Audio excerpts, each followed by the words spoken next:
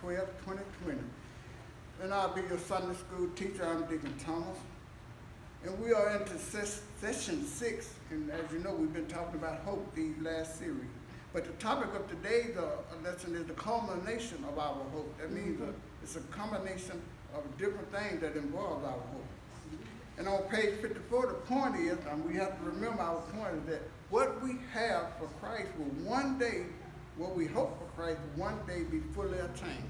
Again, let me read that again. What we hope for in Christ will one day be attained. Yes. And our passages will be coming from 1 Peter 5, 5b through 7, 5, 8 through 9, 5, 10 through 11. And that setting takes place. What was happening in the end is that, as we know, Peter knew that the believers who lived in Asia Minor, which is today's Turkey, were facing attacks from their non-believer neighbors. Though these attacks were apparently not of physical sense, they were still causing much pain and suffering for the believers. Now, recall a few weeks back that we had listened that Peter cautioned all us, the believers, that we have to stand firm in our hope when we're going through attacks and under attack. And we have to remain faithful. We cannot let our faith waver. First, well, let me read. I want to read the Bible in each light. I think that I can. And that's on page 54 for those of us in the Sunday school book. And it says, C.S. Lewis lived through two world wars and understood all too well the grief of that season. Many were suffering great across his homeland of Great Britain. Additionally, Lewis mourned the death of his wife, George, who passed away after the illness during their brief marriage. Yet, the suffering and the setbacks that dotted Lewis' life only seemed to fuel his writing. And one of the greatest accomplishments, which was titled Miracle Christianity, for example, Lewis wrote, "If I find myself in a desire which no experience in this world can satisfy, the most probable explanation is that I was made for another world." And what that is saying, that though whatever he was going through at that time, if he wasn't exalted or wasn't recognized for what he was going through in the end, that wasn't the end. That in the end, you know, he had the afterlife, that he would be exalted and be recognized for his efforts then. Now, if none of my earthly pleasures are satisfied, that does not prove that the universe is a fraud. Now, moving on to the first outline. 1 Peter 5 and 5b through 7. Now, when we think about standing strong against any kind of opposition, most of us would probably seek to be bold and tough and courageous. However, Peter encouraged his friends to respond to their trial with humility during that time. Now, on page 55 in our Sunday school book, let me start out by reading the first couple paragraphs. Now, but let me read the scripture. Pardon me. All of you clothe yourself with, this is 1 Peter 5, 5b through 7. All of you clothe yourself with humility toward one another, because God resists the proud but gives grace to the humble. Humble yourself, therefore, under the mighty hand of God, so that he may exalt you at the proper time. Casting all of your cares on him, because he cares about you. Still reading from Sunday school book. Peter employed a most unique word which translated into English as clothes. It's the only time we see this particular word used in the New Testament, and it described the apron worn by slaves. Slave wore this apron over their garments, and it distinguished them from those who were free and those who were enslaved. Peter was commissioning believers to take up humility like the garment of a slave. Peter surely must have had that in mind the moment Jesus tied a slave's apron around his waist, took a basin of water, and washed his disciples' feet. The apostles also likely recalled his own stunned reaction when Jesus clothed himself and did the work of the Lord's servant. Perhaps even offended that the Son of God would take such a degrading posture. Peter had protested. You know how Peter would. To conclude the washing of his disciples' feet, Jesus instructed them, "Do you know what I have done for you?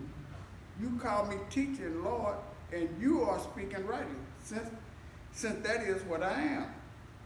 So if I, your Lord and teacher, have washed your feet, you also ought to wash one another's feet. For I have given you an example, a great example, that you also should be, you also should do just as I have done for you. Awesome display of humility. Now, the tense of the Greek word humble yourself is not what we normally expect. So what do you mean, Brother Deacon? Rather than putting the focus on the believers making the effort to humble themselves, it has a sense of making the effort to allow God to humble us. Rather than us trying to humble ourselves, many times if we do things that God work in us and work that out of us, then it'll be effective. You know how we do it, we don't do it right. But Peter was pointing again to the suffering his readers were facing. He was encouraging them to allow God to use their suffering to deepen their commitment to live in humility before God. Now, let's look at verse 6. Let me read that one again. All of you clothe yourself with humility toward one another, because God and because God resists the proud but gives grace to the humble. Now the phrase under then it goes on to say, and therefore humble yourself under the mighty hand of God. Now that phrase, to humble yourself under the mighty hand of God, is a common expression in the Old Testament. Although there is some variations in the writing in the wording. Many saints have suffered greatly and died as martyrs from being humble. So what do you mean, Brother Deacon? God never promised that the proper time for our exaltation would be in this lifetime. Jesus did assure his disciples that though they would have suffering in this world, he would still enable them to have some peace. That's why we're here a lot of times. It's better, if you're going to go through it with Jesus. Go through it with God. Then we can find some peace in it. Again, I say that a lot of times when we let God take over and get us through a situation, we can get through it easier because we get through it with humility and with peace. Suffering in this world, he was still enable them to have peace. And one day their suffering would end. And one day, my brothers and sisters, our suffering is going to end. And that day would be when Jesus returns and comes back to get his own. Now, and he's going to take it and we're going to be all right. And we want the word. Now, I want to read that. Deacon's not saying this. This is in John 14, verses 1 through 3. Let me share with our listeners in case they don't have the Sunday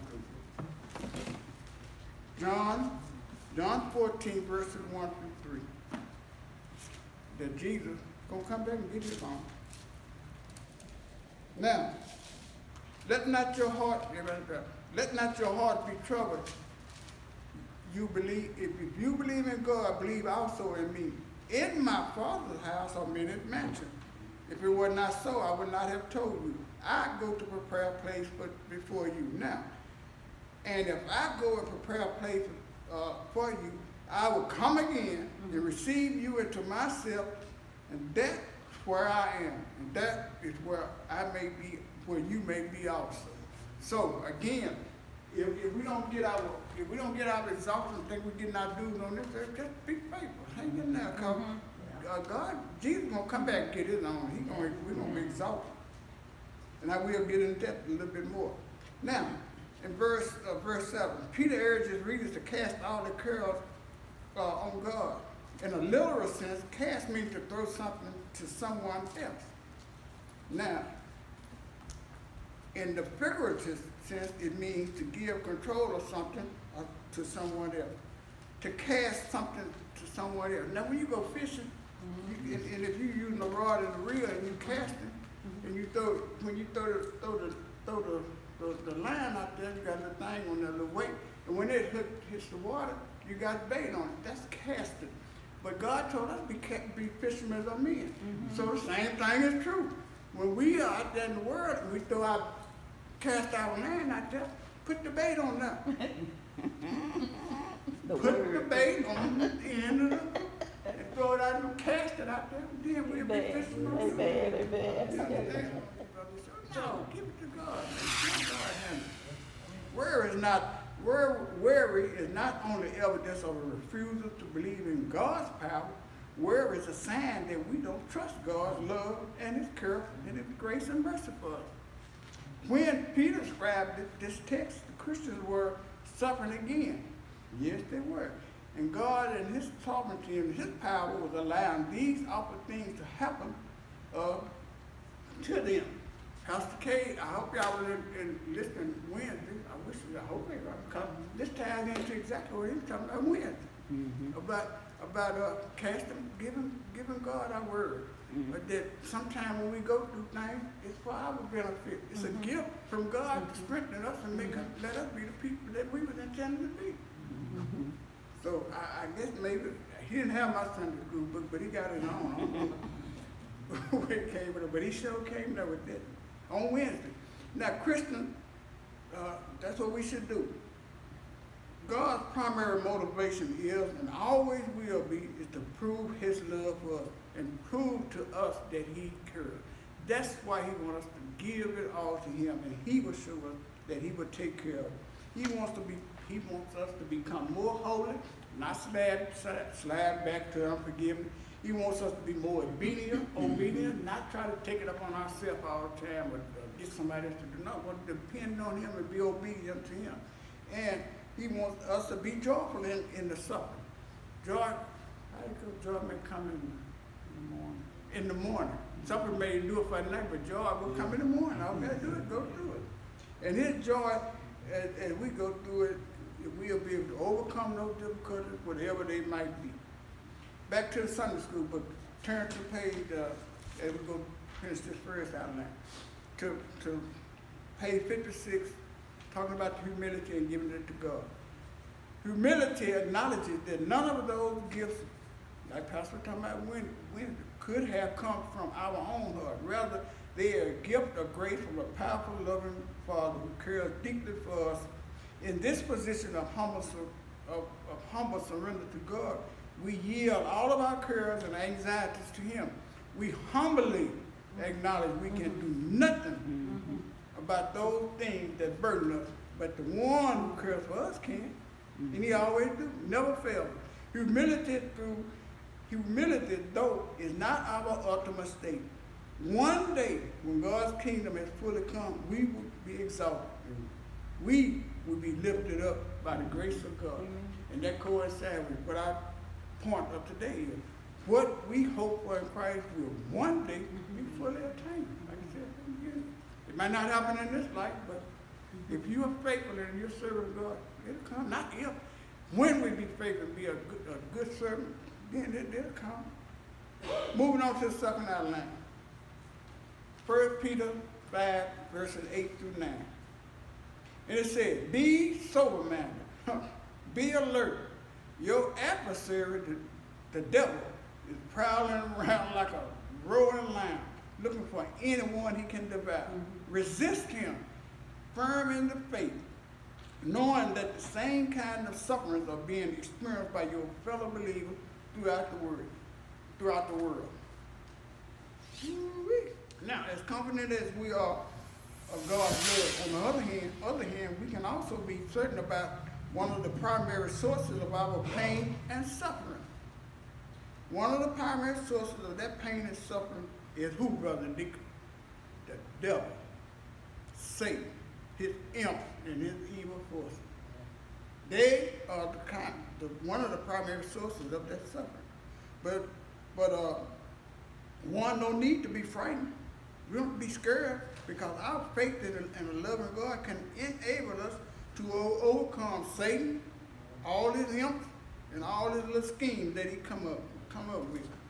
See, I serve a God who is an enabler in a good sense, not the enabler like when you go to a drug treatment or something. Let's say, well, whoever that is enabling you to keep using good, not in that sense. God is an enabler when you're doing righteousness. He's going to enable you to keep on doing the righteousness and keep on being faithful and keep on loving it and keep on serving him. That's the enabler, kind of enabler God is. And he is the enabler for me when it comes to righteousness. Now in verse 8, Peter warned us to take several precautions. Listen at this. Now, we must be sober-minded and we must be alert. Mm-hmm. If you're sober-minded, that means you ain't drunk. You know when we get drunk or under the influence of controlled substance or whatever, the guard goes down. The inhibition goes down. We'll do anything. We'll allow anything to come in. We go for anything. So that's why he said, he knew, be sober, man. He knew drugs were going to come into this world. They probably there. But it causes us not to be alert. And, excuse me. But anyway, I'm talking about brothers and sisters, if you don't take anything else from this lesson, keep this in your mind. We are facing a real foe. A foe is the enemy, an adversary, one that don't like you, that's against it. I'm talking about, y'all, I hear people all the time, oh, you just a hater. No, you ain't no hater. That devil is the real hater. Mm-hmm. What do you mean, Brother Deacon? Mm-hmm. He ain't got no shot at salvation. He ain't got no shot of ever going to heaven. And God done gave us all the opportunity in the world for us to one day have salvation. We already got salvation, mm-hmm. and to go to heaven. And he hates that. He don't just hate me, he hates all of humanity. Mm-hmm. Everybody. Mm-hmm. He's a real hater. Mm-hmm. Ain't no haters in this world besides him. And you know what? Something else about it? He ain't trying to hate you to just wound you. Yeah. That rascal trying to take you out. Mm-hmm. He ain't probably looking back and forth for somebody just to wound. He trying to kill you. Right. He trying to turn you against what God had given you so that we would have an opportunity to one day be in his presence. Mm-hmm. And by inflicting pain and suffering upon us, the devil seeks to scare us and cause us to do what? To deny God, to stop believing. You know, like the little what we're going through now. Yeah. That's a good opportunity. They say, well, they scared now. Mm-hmm. All they gotta do is whisper in there, don't go down there, because you might get affected by such and such. Don't do this. Don't do this. Don't spend your money on that. Save your money. You might need it later on. But no. We are not to be scared. We serve an awesome God. Now, don't get me wrong now. Don't get out there and let your guard down and start doing any and everything. But you can still take care of our business with God. I'm talking about all the listeners and those in presence this morning. Don't let that devil destroy your faith. Mm-hmm. Many of us was already, like I've said in several other listeners, many of us were kind of wavering anyway. Mm-hmm. And you got to be careful. Especially me, I can't afford to sit home and take a nap and don't come down there and stop by the station and get my fill. Mm-hmm. I ain't that kind of person. Yeah. I got to come down there and be filled up. Take me to Wednesday. Pastor get on there on Wednesday, he fill me up again, and then bring me on up until Sunday. Mm-hmm. I'm honest. I ain't strong enough to sit back and say no. This Deacon ain't got to that yet. Nah. But you know what? In all of that, God, I trust in my God, and I have living hope in my God. See, devil, I ain't scared of it. The reason I ain't scared of it ain't because I'm tough and all that. I ain't scared of it because I'm covered in the blood. I ain't scared of it because I know God give me some word, and when I say word, you're going to run. You're going to break the count. You ain't finna stay and keep talking to this Deacon. When you whisper something in my man, I'm going to put some word on this side of my man. You're going to get out of my head and go find the next one over there that's open to that. That one that's not sober-minded, that's not alert, and you're going to get into his head.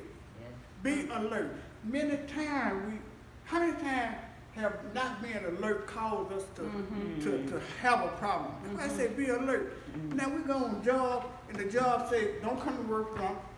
Read the instructions on all the materials and instruments and stuff, and you'll be all right. You'll be safe. Mm-hmm. No, here we go. Sometimes they go to work high. sometimes they don't be alert on operating the machine. What happens? You get hurt physically. Yeah, that's where the harm comes in. That's why the word says, be sober-minded and be alert. That's what we have to be, especially in these days and times. Amen.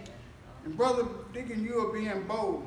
Well, whoever, that's somebody that's saying that Deacon is being too bold.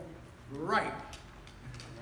I am bold because I trust and believe in my Lord and Savior Jesus Christ. He proved it to me too many times. You ain't got to be bold because I'm bold. You still be kind of humble. But I'm bold, man. Because I got sense enough not to put myself in a position where I get Satan opportunity to attack me. I know how to break camp too, like when I put that word on them. And he break camp, when I'm in a situation, they put their word out there that ain't benefits for me. I know how to break camp too. Family, work, co-worker don't care who it is. I get somewhere. But moving on to our final outline, how much time we got? 10. Well, I can read this thing. Okay, in that second outline, go to the second. I wouldn't read the whole thing. Top of page 57. This is good. The devil is strong, but our faith is the foundation for our resistance. If you got strong faith, then you got strong resistance. We don't resist, though. We don't resist through sheer determination or effort. We resist the devil in the firm assurance of our belief in that he is a defeated foe, and we serve a conquering king. Amen. It is interesting that Peter brought attention to this similar suffering of believers around the world, even as he sought to boast the resolve of his freedom. Now, how could they resist the devil and stand firm? They could fight in the understanding that they are not alone and that their fellow believers are experiencing and resisting the same temptation and suffering. Here we try to act like we ain't know nothing about no temptation, no suffering going through that when it's been going on from the beginning. Amen. We're the one that trying to deny that it's been going on. This is why in the word he said sufferings are being experienced by your fellow believers throughout the world. Then we ain't the only one. Then we had the audacity to sit over here in the United States and act like we've been doing so bad. No. Listen at this. The middle pad on page 57, about the middle way, they say, first they say, the same is true for us today. When faced with persecution or trial or difficult ways, we need to be reminded that we are not alone. Amen. Other members of the body of Christ are experiencing even more severe suffering around the world. Every month, I'm skipping on down because time running short. Every month, on the average, 345 Christians are killed for their faith and related reasons. 345 every month. Well, ain't nobody getting killed. I ain't getting killed for being a Christian over here. We ain't under the threat of being killed. We allow difficulties and situations to kill our faith, but no. Physically, ain't nobody threatening me. 105 churches and Christian buildings are burned or attacked. Now we experienced some of that, but not 105. We had a few years back, and we still might have some, but we still have no reason to complain. 219 Christians are detained without trial, arrested, sentenced, and imprisoned. Ask Peter how it feels to be a Christian. I mean, not Peter, but Paul. He was arrested.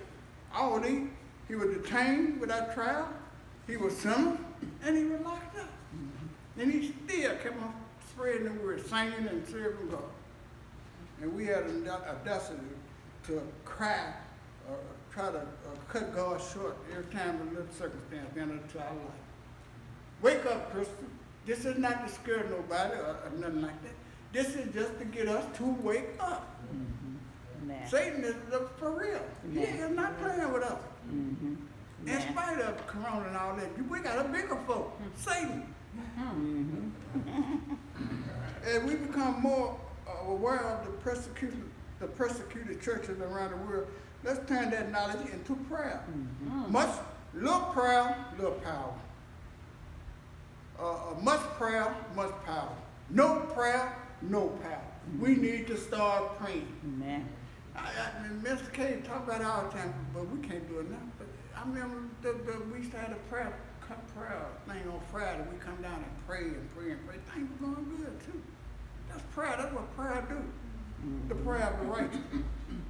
Now, don't allow their story to merely stir up our emotion, but let them push us to the action through our intersection. When we're going through, when we are having problems, difficulties, circumstances, whatever it may be, we got to push through it. I'm gonna give you a good example. Like our ladies, that's why I admire and respect women so much. When they having babies, the first thing when they close to death, first thing they do when they're going through that pain, them difficult, what the doctor says, they push. And they push.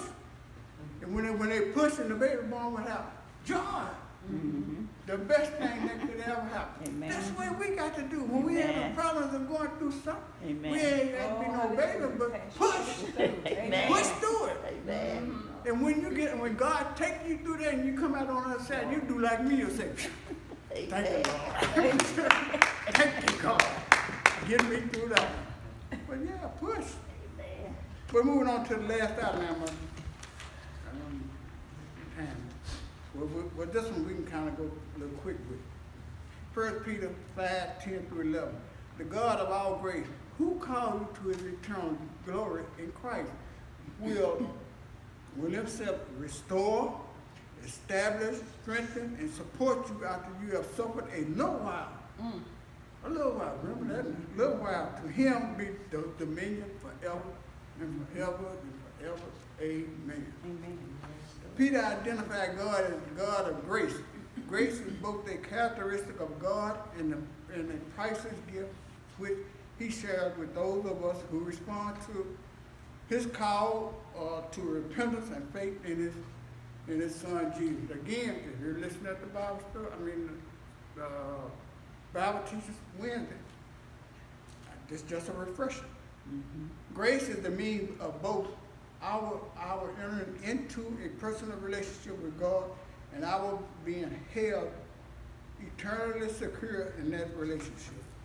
He also calls us to his eternal glory. While we receive a taste of God's glory now, we will enter into the fullness of the glory when we pass through death and into our full resurrection. When we die and when we are raised up, we will really get to see what God's glory is. Now, sometimes we see God's glory float around in church, in here, but that ain't nothing compared to what we would go through our real resurrection, the final resurrection, and see God. Then we'll see what the glory is about. We'll be able to look and see it. Like right now, these little eyes we got now can't look upon. But Peter promised that God's glory we must suffer a little while. A little while. Peter promised that God himself, who has called us, the believers, to share in his eternal glory, will empower us and enable us, the believers, to endure and bring them safely through such trials and suffering. The apostle listed 4 terms to emphasize what God would do for us. And those terms on 58. Do we have time to go through those? Okay, here we go. Those 4 things. Peter magnified the brilliance of God from which every single grace is given.